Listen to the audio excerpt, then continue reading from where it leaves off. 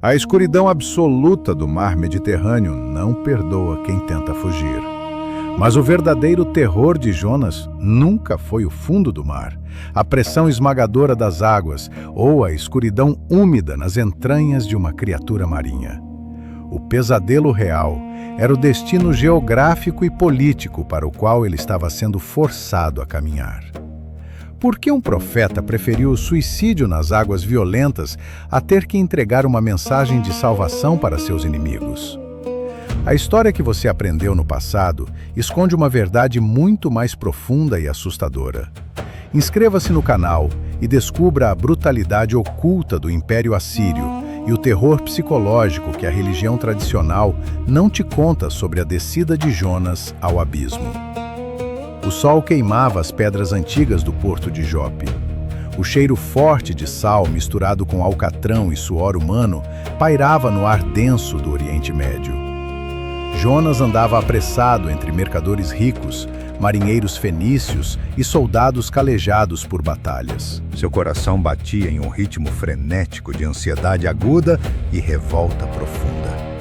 Ele não estava apenas fazendo uma viagem de negócios ou buscando novos ares no litoral movimentado. Ele estava desertando de sua patente espiritual. Fugas sempre carregam o peso do desespero, mas a fuga de um homem escolhido carrega o peso de um crime cósmico irreparável. A ordem que ecoava sem parar em sua mente era clara, perfeitamente audível e psicologicamente insuportável. Deus havia mandado que ele marchasse diretamente para Nínive, a capital do Império Neo-Assírio, e clamasse publicamente contra a maldade daquela metrópole gigantesca. Para entender o pavor absoluto de Jonas, é preciso esquecer rapidamente a ideia de uma cidade antiga comum com muros simples de pedra. Nínive era o centro nervoso da máquina de guerra mais implacável, criativa e letal do mundo antigo. Os assírios não apenas venciam batalhas em campo aberto com superioridade militar, eles arquitetavam o terror psicológico como a sua principal política de Estado. A história secular documenta exaustivamente as táticas macabras de intimidação de seus reis poderosos. Cidades inteiras e até reinos inteiros se rendiam desesperadamente antes mesmo do primeiro ataque ocorrer, apenas por ouvir os relatos apavorantes do que os soldados assírios faziam com seus prisioneiros de guerra. Eles eram conhecidos em todo o mundo antigo por esfolar líderes inimigos ainda vivos e estender suas peles manchadas nos muros das cidades conquistadas, criando uma tapeçaria visual de puro horror.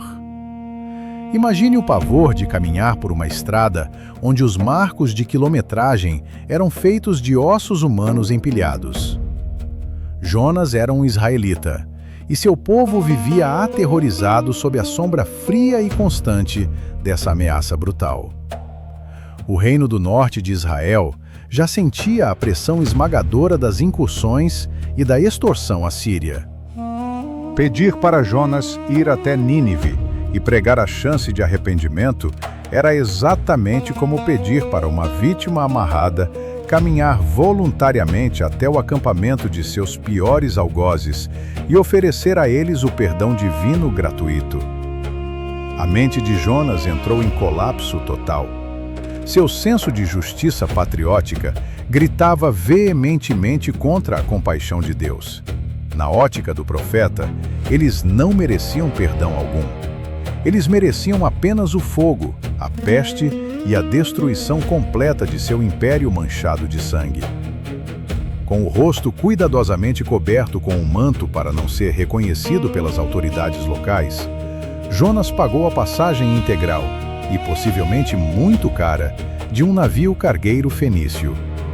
O destino escolhido era Tarsis, uma localização comercial distante que os povos antigos consideravam o limite extremo do mundo conhecido, situado no extremo oposto da direção de Nínive, possivelmente na distante costa ibérica. Ele desceu apressado para o porão abafado do navio construído com madeira pesada de cedro, cercado por ânforas repletas de azeite e grãos preciosos, e se deitou na penumbra silenciosa. O balanço suave das ondas iniciais embalou o fugitivo tenso em um sono pesado e antinatural. Era o sono da fuga absoluta, um mecanismo de defesa mental severo, acionado pelo trauma para tentar desligar a própria consciência e, principalmente, não ouvir mais a voz do seu Criador o chamando para a morte. A calmaria do oceano, no entanto, foi uma ilusão meteorológica efêmera. O céu azul do Mediterrâneo mudou de cor de forma artificial e assustadora, escurecendo ao meio-dia.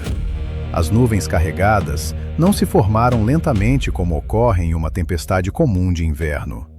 O vento violento desceu dos céus como um golpe físico brutal contra a superfície plana do oceano. As ondas do mar ganharam alturas monumentais em questão de poucos minutos, transformando o horizonte de água em cordilheiras de água negra e violenta que ameaçavam engolir a frágil embarcação de madeira a qualquer instante.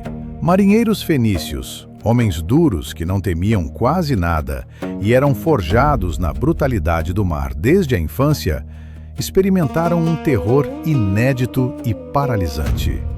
Aquela, definitivamente, não era uma tempestade meteorológica padrão. Havia uma intencionalidade sombria, quase viva, naquele vento anormal. O mar parecia estar caçando o navio de forma deliberada e implacável. O pânico histérico tomou conta de todos os homens a bordo. Cada marinheiro começou a clamar ao seu próprio deus pagão em desespero absoluto, ajoelhados na madeira escorregadia do convés, enquanto a tempestade cruel arrancava pedaços vitais do mastro e do casco. O capitão da embarcação ordenou aos gritos que a carga valiosa fosse atirada ao mar aberto para aliviar o peso e evitar que o navio afundasse rapidamente. Mas a fúria estrondosa das águas apenas aumentava, rejeitando qualquer sacrifício material. Em meio ao caos ensurdecedor dos ventos e do choro humano, o capitão desceu ao porão alagado e encontrou a cena mais absurda de toda aquela noite terrível. Jonas estava dormindo profundamente.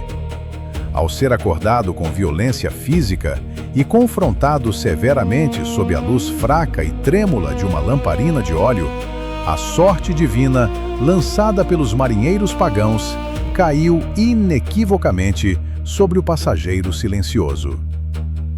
Diante do círculo fechado de homens apavorados, exaustos e encharcados, ele confessou seu crime cósmico sem hesitar. Ele afirmou em voz alta ser hebreu, adorador do Deus Altíssimo que fez o mar revolto e a terra seca, e admitiu abertamente que estava fugindo propositalmente da presença vigilante desse mesmo Deus. O terror coletivo atingiu o ápice. Aqueles marinheiros perceberam com clareza que estavam presos no fogo cruzado de um tribunal divino em pleno oceano agitado. "Joguem-me ao mar", ordenou Jonas com uma frieza assustadora em seus olhos.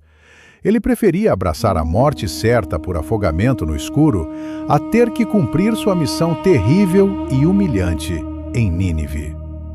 Após hesitarem profundamente por respeito à vida humana e lutarem em vão com os remos contra as ondas colossais na tentativa de alcançar a praia, os marinheiros cederam ao inevitável cerco divino. No momento exato em que o corpo inerte e conformado de Jonas rompeu a superfície espumosa da água e afundou, o vento ensurdecedor cessou instantaneamente. O silêncio sepulcral que se seguiu na superfície do mar foi muito mais aterrorizante e sagrado do que o estrondo violento da tempestade. A descida de Jonas rumo ao fundo do abismo oceânico foi letal e angustiante. A pressão invisível da água gelada esmagava seus pulmões sem piedade. As algas marinhas se enrolavam fortemente em seu pescoço humano como uma mortalha úmida e inevitável. Foi exatamente nesse instante de quase morte que a anomalia biológica indescritível e planejada aconteceu. Uma boca colossal se abriu repentinamente no escuro das profundezas, tragando o homem frágil de uma só vez, junto com milhares de litros de água salgada. Imagine a privação sensorial absoluta. O cheiro insuportável de matéria orgânica em decomposição aguda, o calor sufocante preso ali dentro e a textura viscosa e horripilante das paredes musculares que se contraíam agressivamente ao seu redor a cada movimento do nado. O silêncio ali dentro era interrompido apenas pelo som rítmico e monstruoso de um coração que não batia no ritmo humano. Jonas estava preso sem saída em uma sepultura viva e ambulante, cercado por fluidos perigosos e escuridão palpável.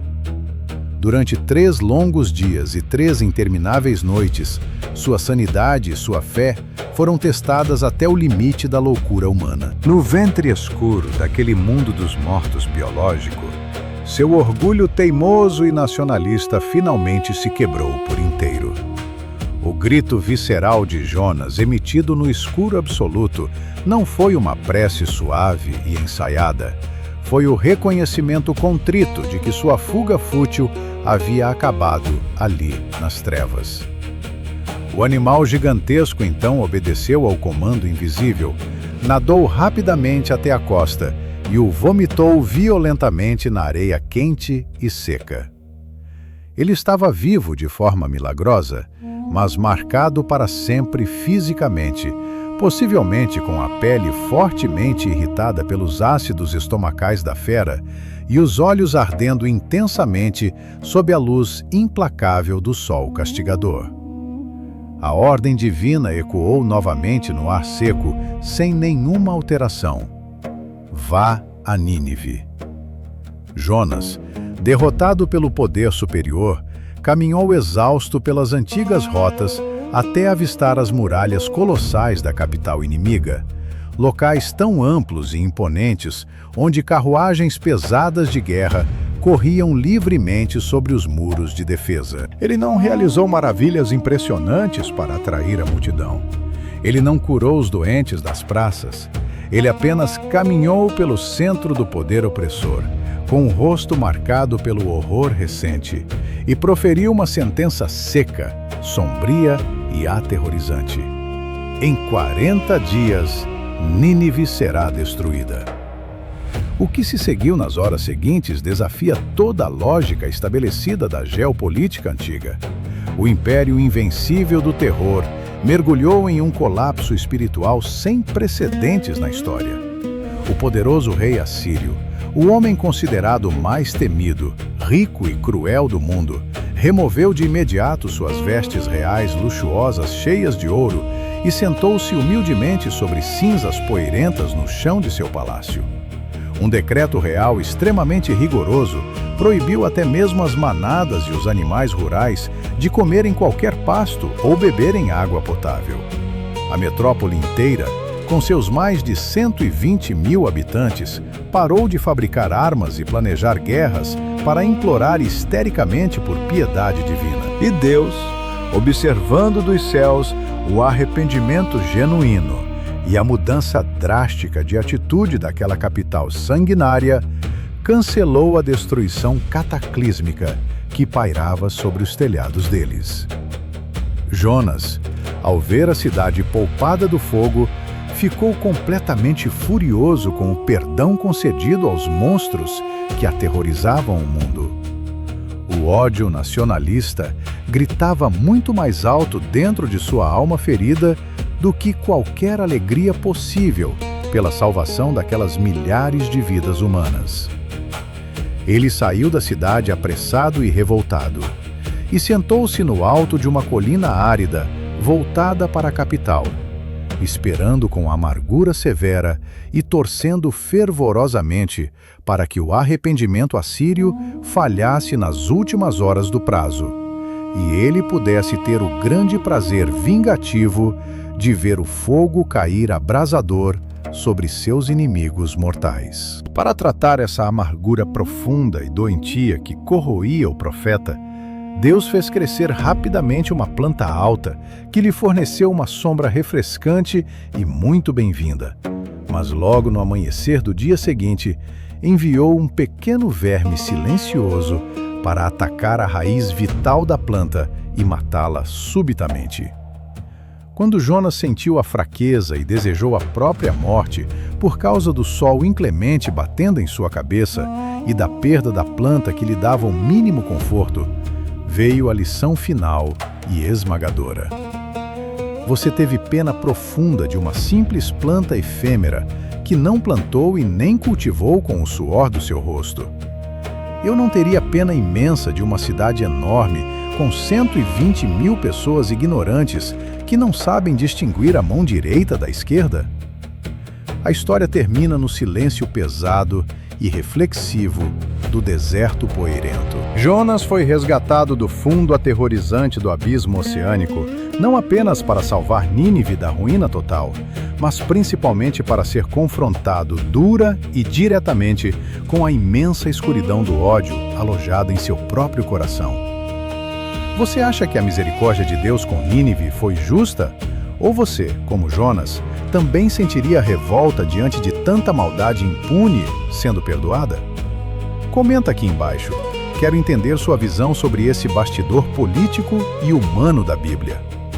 Se esse mergulho tenso no abismo impactou você, inscreva-se no canal Bastidor Bíblico para acompanhar nossas próximas investigações profundas. Na descrição deste vídeo, deixei materiais exclusivos para você mergulhar ainda mais nesse tema fascinante e a lista completa das ferramentas de inteligência artificial que usamos meticulosamente para criar os visuais cinematográficos impressionantes deste documentário. Até o próximo bastidor.